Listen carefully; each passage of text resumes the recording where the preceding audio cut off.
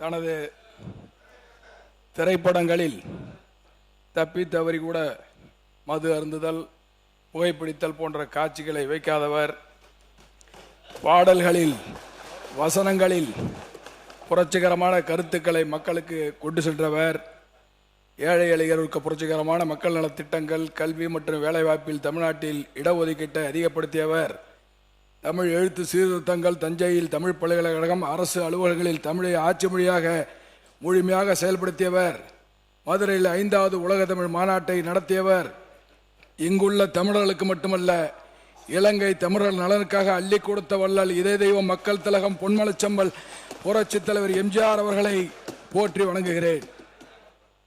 புரட்சித் தலைவர் வழியில் தமிழகத்தில் சமூக நீதியை நிலைநாட்ட, கல்வி மற்றும் வேலைவாய்ப்பில் 69% இடஒதுக்கீட்டை உறுதி செய்து சட்ட பாதுகாப்பை பெற்றுத் தந்தவர். தொட்டில் குழந்தை திட்டம், அம்மா உணவகம், இந்தியாவிலே முதல் முறையாக பெண்களுக்காக பிரத்யேக மகளிர் காவல் நிலையங்கள், மழைநீர் சேகரிப்பு திட்டம், மாணவர்களுக்கு மடிக்கணினி, சைக்கிள் உட்பட பல்வேறு கல்வி உதவி திட்டங்கள். காங்கிரஸ் திமுக கூட்டணி மத்திய அரசு NLC தனியார் மயமாவதை கொண்டு வந்தபோது அதை தடுத்து நிறுத்தி அதன் பங்குகளை தமிழக அரசு வாங்க செய்தவர். 8வது உலக தமிழ் மாநாட்டை தஞ்சையில் நடத்தியவர். உலக தமிழர்களால் இரும்பு பெண்மணி என்ற போட்டப்படுகின்ற ஒப்பற்ற தலைவி தெய்வம் புரட்சி தலைவி அம்மா அவருடைய பெரும் புகழை வணங்குகிறேன். இன்றைக்கு விவசாயிகளுடைய பாதுகாவலராக நிலத்தடி நீரை பெருக்க குடிமராமத்து திட்டம், விவசாயிகளின் பயிர்க்கடன் 12,110 கோடி வரை தள்ளுபடி, புரட்சி தலைவி அம்மா அவருடைய புரட்சிகரமான திட்டங்களான தாலிக்கு தங்கம், மடிக்கணினி, திருமண உதவித்தொகை, அம்மா இருசக்கர வாகன திட்டம் போன்ற திட்டங்களை தொடர்ந்து நடத்தியவர்.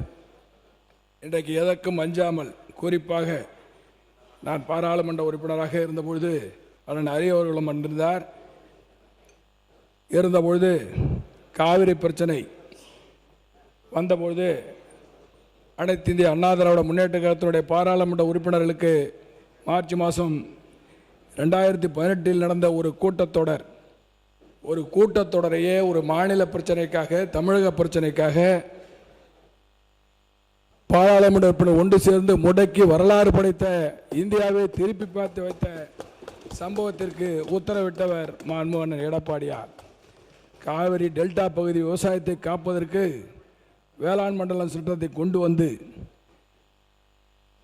அந்த சட்டத்தின் மூலம் மத்திய அரசு 2023ஆம் ஆண்டு கொண்டு வந்த 3 நிலக்கரி திட்டங்கள், என்னுடைய தொகுதியில் சேத்தியா தொகுப்பு கிழக்கு பகுதி நிலக்கரி திட்டம், அரியலூர் மாவட்டத்தில் மைக்கேல்பட்டி நிலக்கரி திட்டம், தஞ்சை மாவட்டத்தில் வரசேரி நிலக்கரி.